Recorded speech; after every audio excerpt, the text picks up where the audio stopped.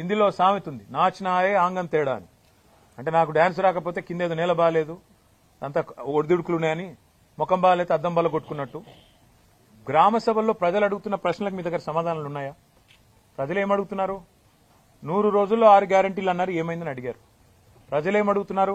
రుణమాఫీ సంగతి ఏమైందని అడుగుతున్నారు. రైతు బంధు ₹1 ఇప్పటిదాకా వేయలేదు, మీ ప్రభుత్వం వచ్చినాక ఎందుకు వేయలేదు అని అడుగుతున్నారు.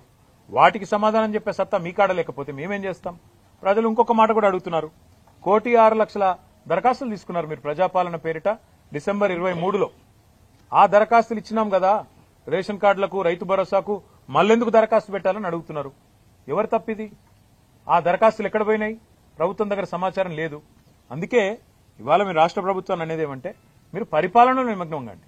మీరు ఇతరత్రా కార్యక్రమాలు బంద్ పెట్టి ప్రజలకు మేలు చేసే కార్యక్రమాలు, గ్యారంటీల అమలు, వాటి మీద మీరు దృష్టి పెడితే ఈ నిరసనలు మీకు తప్పుతాయి. లేకపోతే మాత్రం ఇవాళ ఎక్కడన్నా ఒక్క టీఆర్ఎస్ నాయకుడు పాల్గొన్న దాఖలా మీరు చూపెడతారా? ఎక్కడికక్కడ ప్రజలు మరలబడుతున్నారు, టెంట్లు ఊలగొడుతున్నారు.